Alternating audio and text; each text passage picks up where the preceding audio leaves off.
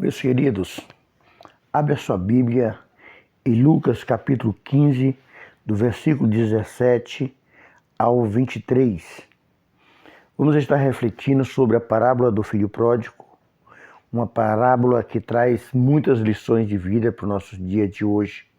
É uma parábola que retrata a vida espiritual nesse momento. Tá? Lucas capítulo 15, versículo 17, que diz: Então, caindo em si, disse: Quantos trabalhadores do meu pai têm pão com fartura, e eu aqui morro de fome? Levantar-me-ei e irei ter com meu pai, e lhe direi: Pai, pequei contra o céu diante de ti, já não sou digno de ser chamado teu filho. Trata-me como um dos teus trabalhadores. E levantando-se, foi para o seu pai. Vindo ele ainda de longe, quando seu pai avistou, e compadeceu dele, correndo, e abraçou e o beijou. E o filho lhe disse: Pai, pequei contra os céus diante de ti, já não sou digno de ser chamado teu filho. O pai, porém, disse aos seus servos: Trazei depressa a melhor roupa e vestiu. Ponde-lhe um anel no dedo, sandália nos pés. Trazei também matar um novilho cevado, comamos e regozijamos, porque o meu filho estava morto e reviveu, ele estava perdido e foi achado, e começaram a regozijar-se. Aleluias! Louvado seja o nome do Senhor Jesus. Nesse momento eu quero te chamar para refletir sobre essa parábola. Nós podemos ver que era um filho que tinha tudo na casa do Senhor, na casa do seu pai, e hoje, refletindo para a nossa vida espiritual, nós estamos trazendo para a casa do Pai, para a casa do Senhor, para a casa espiritual.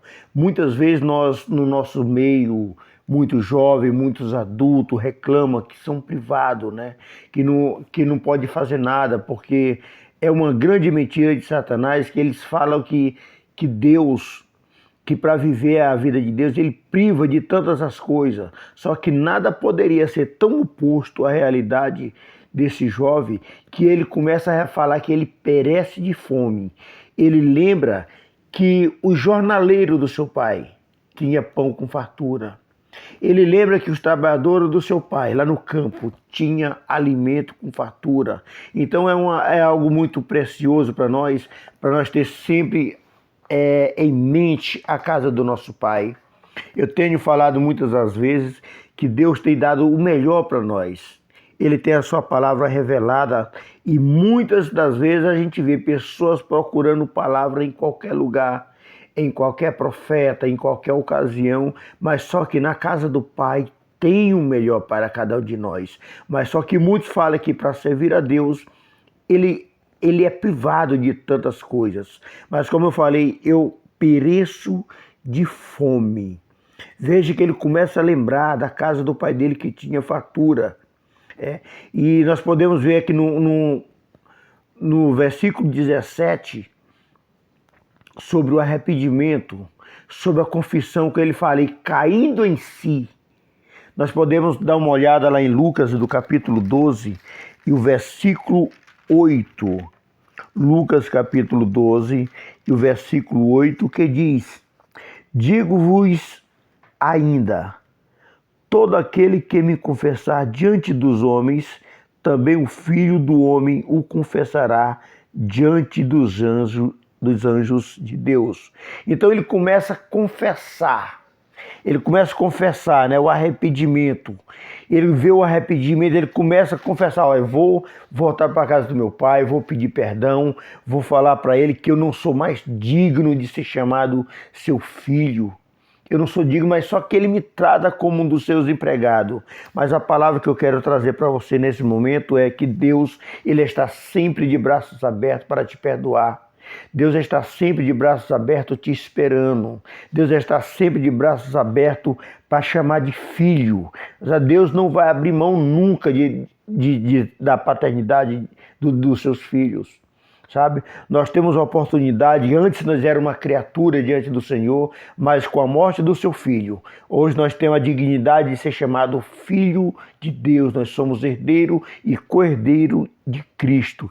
Então a palavra fala, né, que ele vem e confessa, e todas as vezes que nós confessamos os nossos pecados serão perdoados.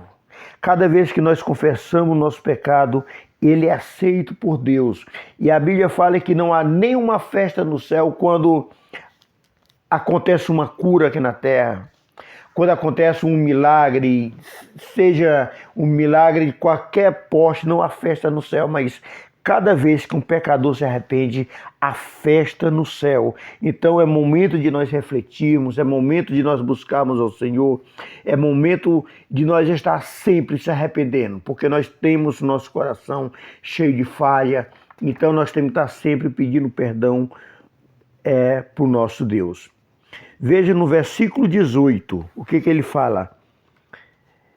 Levantar-me-ei e irei ter com meu pai e lhe direi. Dá para nós observar aqui o versículo 18, quando ele fala levantar-me-ei. Esse é o primeiro passo de quando a ovelha se encontra perdida. Esse é o primeiro passo de quando uma pessoa se encontra perdida, é de se levantar. Levantar a cabeça, levantar diante do Senhor, levantar pedindo perdão para Deus, tá? É o primeiro passo que nós temos que dar, quando nós damos conta da necessidade. Levantar-me-ei nos revela que o caminho para Deus, ele é sempre ascendente, e do diabo ele é sempre descendente. Nós podemos ver que todas as vezes que o Senhor falava com seus servos, com seus profetas, ele chegava, levanta-te, põe-te em pé, sabe, para falar com ele. E Deus estava sempre falando, aí ele começa a ter o desejo no coração, levantar-me-ei e irei ter com o meu pai. Nesse momento eu quero mostrar para vocês uma maneira melhor de entendermos essa parábola. Eu estava assistindo no rádio e eu estava vendo o pastor Jean contando uma ilustração do filho pródigo. Aquilo chamou minha atenção. Aquilo chamou minha atenção porque Deus, ele nunca quer perder os seus filhos. Porque Deus, ele está sempre na espera de um sinal de arrependimento. E naquela parábola, o pastor Jean estava contando uma ilustração de um filho que morava na Inglaterra. Na Inglaterra era no período da Segunda Guerra Mundial, que era nos anos 40, 41, sabe? O mundo estava em guerra, estava num grande sofrimento, uma grande pressão. Hoje nós vivemos uma grande pressão sobre a Covid-19, que ninguém não poderia sair de casa, né? Então, nós estamos vivendo ainda em guerra contra um vírus que nós não vemos, que nós nem conseguimos ver. Mas naquela época tinha um vírus maior, que era a Segunda Guerra, tinha lá o Adolfo Hitler, um dos homens que foi responsável por grandes massacres. E naquele momento a Alemanha estava se preparando a qualquer momento para invadir a Inglaterra. Quando aquele filho começa a falar para o seu pai que não aguentava mais aquela vida. Ele não queria mais ficar dentro de casa. E o pai dele começou a falar, filho, fica em casa, parece a propaganda da Covid, fica em casa. E o pai pedia, fica em casa, filho, não sai, você está vendo como é que é a situação do mundo inteiro, não tem para onde você sair, filho. E ele, com a sua desobediência, ele saiu, se despediu do seu pai de qualquer maneira e saiu. Passado alguns tempos, ele viu que a casa do pai tinha mais segurança. Que palavra maravilhosa, que nós temos que estar sempre atento, porque a casa do pai é muitas moradas. Na casa do pai tem segurança. Na casa do pai tem o pão. Então nunca devemos esquecer da casa do nosso pai. E quando ele cai em si da bobagem que ele tinha feito, ele fala, eu vou voltar para a casa do meu pai. Mas ele saiu brigado com seu pai. E agora, como é que ele faz para voltar? Naquela época não tinha um telefone celular para ele ligar para o pai dele, para pedir perdão, para pedir para voltar para casa.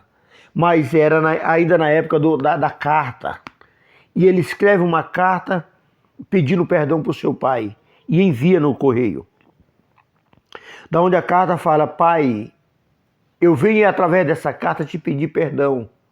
Te pedir perdão não é pedir perdão por ter magoado você, por ter contrariado as suas ordens. Agora eu te peço perdão e te peço um sinal para me voltar para casa. Pai, eu estou arrependido, eu quero voltar para casa. Quero ficar perto do meu pai, dos meus irmãos, da minha mãe. Só que naquela época não tinha como ter uma resposta com urgência, porque era tudo na base da carta. E ele vai e escreve na carta: só eu no dia tal, no dia X, eu vou estar passando aí. Pai, mas eu estou com medo de você não me receber. Então eu te peço um sinal. Ele morava no vilarejo, da onde o trem passava por aquele vilarejo. Eu conheço muito esses vilarejos ali no estado do Maranhão, tá? E ele foi pedir o sinal: pai, quando eu estiver passando no vilarejo, eu vou estar do lado da nossa casa, você está na janela do lado da nossa casa, e eu vou observar. Se você me perdoar, se você me aceitar de volta, eu quero que você ponha um lençol branco lá no varal, que ali é o meu sinal, é o sinal que você vai estar de braço aberto para me receber. E chegando, se aproximando do dia, aquele pai com muita emoção, ele começou a pedir ajuda para os seus amigos, para os seus vizinhos. Ele chegou e começou a falar do seu filho: disse: olha, o meu filho deu um sinal, ele vai voltar. E os amigos perguntaram: qual o sinal? Ele me pediu um sinal para quando ele passar aqui no trem. Ele pediu para me deixar um lençol branco que chamasse a atenção dele, que era o sentido do perdão, tá? Que era a resposta do perdão, que eu aceitava ele de volta. Agora eu estou com medo de perder o meu filho, e por isso que eu estou na casa de vocês pedindo ajuda. E os vizinhos logo perguntaram: mas qual ajuda que você quer que nós possa fazer por você? Só o que eu quero pedir para vocês é, se vocês têm algum lençol branco, para vocês colocar no varal da casa de vocês também, que é para não passar despercebido de maneira nenhuma. Se ele não conseguir ver o meu, mas ele vai ver o seu. E aí ele saiu naquele vilarejo conversando com todos aqueles amigos. E para surpresa dele, todos aceitaram a volta do seu filho. Tá? Todos naquele dia colocaram um lençol branco, que quando aquele trem se aproximou do vilarejo, de longe aquele rapaz começou olhando pela janela do trem e começou a observar aquele grande varal de lençóis brancos. E ele ficou olhando: cara, eu pedi um sinal para o meu pai, mas eu estou vendo a vila inteira. O que será que está acontecendo? Chegou lá na próxima parada, ele parou, chegou na casa do seu pai, como um filho pródigo, pediu perdão, o pai o abraçou, o beijou, e ele ficou incomodado. Logo ele perguntou: pai, eu tenho algo para te perguntar. Isso que foi? Pai, é porque naquela carta que eu te mandei pedindo perdão, eu pedi que você me desse um sinal de um lençol branco, mas eu estou vendo toda a vila com lençol branco.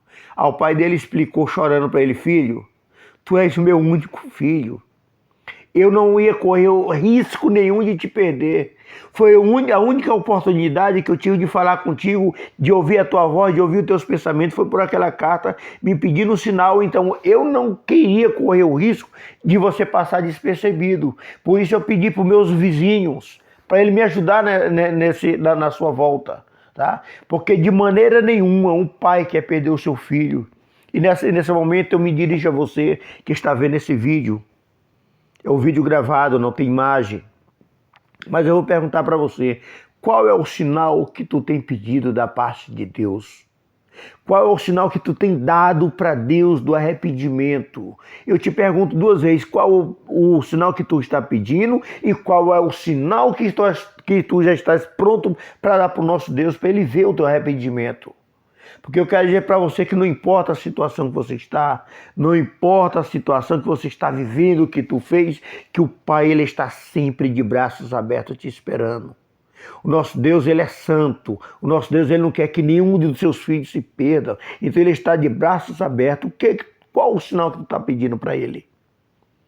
Essa é uma pergunta que eu te deixo nesse momento de reflexão. Qual é o sinal? O sinal é para você? O sinal é para o seu filho? O sinal é para o teu irmão, é para o teu marido, é para o teu vizinho, seja para qual for, qual é, quem é e qual é o sinal que tu tens pedido para Deus. Eu te garanto para você que Deus ele está atento. O sinal que tu pedir, Deus vai te mostrar. Fica atento à voz do Senhor, porque Deus ele está sempre falando conosco. Aleluia, Jesus. Lá no versículo 21, e o filho lhe disse: Pai, pequei contra o céu diante de ti, já não sou digno de ser chamado teu filho. O pai, porém, disse ao seu servo: trazei depressa a melhor roupa e o vestiu. Sublinhei essas 4 palavras para a nossa meditação. Quando o pai fala trazer a melhor roupa, agora eu te pergunto, qual foi a roupa que o pai pediu para trazer para ele? Porque o filho, quando saiu, ele levou tudo que ele tinha. A Bíblia fala que quando ele pede a parte da sua herança, e passado alguns dias, ele ajunta tudo que ele tem e vai embora. Então ele não deixou nada. Tá? Ele não deixou nada. Agora o pai fala, trazei a melhor roupa e vestiu. Então qual é a melhor roupa que o pai estava pedindo? Eu não sei se você sabe, mas na tradição judaica, na família, quem tinha a melhor roupa era o pai. Só que aqui a roupa nós estamos falando é uma roupa espiritual. Trazer a melhor roupa. Qual era a roupa que nós estamos falando? Era a roupa da graça de Deus. Deus estava trazendo ele, recebendo ele todo sujo, todo rasgado, todo maltrapilho. Mas ele está dizendo logo, trazer a melhor roupa, porque tu és meu filho. Trazer a melhor roupa, porque a minha graça vai te cobrir nesse momento e eu tenho certeza que tu não vai ter necessidade de voltar mais para se afastar de mim. A segunda coisa que ele fala, trazei o anel e põe no dedo. O que é o anel? Se nós olharmos para essa palavra só como uma palavra de um pai com um filho de riqueza, nós vamos observar que é uma joia. Só que nesse momento aqui, nessa parte aqui espiritual, o anel está dando a autoridade. O anel naquela época não tinha como um selo da família, era o brasão da família, sabe? Aonde a pessoa tinha um anel daquele no dedo, ele tinha autoridade. Então o pai estava falando, filho, eu te cubro com a minha graça e te dou autoridade como filho de agora em diante. Fica na minha presença. Fica na minha presença, filho, que eu te dou autoridade. Eu te dou a dignidade de novo. Quantas pessoas que estão nesse momento afastadas de Deus, afastadas da casa do Pai, que não tem mais dignidade. Quantas pessoas que nós conhecemos que outra hora estavam na casa do Pai, gozando de valores espirituais, dons espirituais, e hoje eles estão afastados da presença do Senhor. E muitos deles, alguns conseguem voltar, e o outro já não consegue mais voltar, se perdem. Então o Pai está dizendo, vem e eu te dou autoridade. A terceira coisa que nós podemos ver nesse momento, que ele fala, é sobre a sandália. Ele traz a sandália para calçar. Então o significado da sandália também é que nós podemos observar que naquela época só os filhos tinham o direito de se calçar. Só os filhos tinham o direito de se calçar. O não-filho não se calçava. Os escravos não usavam calçado. Mas nós podemos ver uma palavra espiritual para nossas vidas que Deus tem muitas maneiras de falar com cada um de nós. Por exemplo, quando ele fala com Moisés, ele fala, Moisés, tira a sandália dos teus pés, porque a terra que tu estás é santa.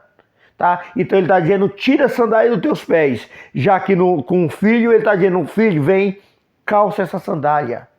Para você ver o chamado que Deus tem na vida de cada um de nós. A maneira que ele trata com cada um de nós é muito linda.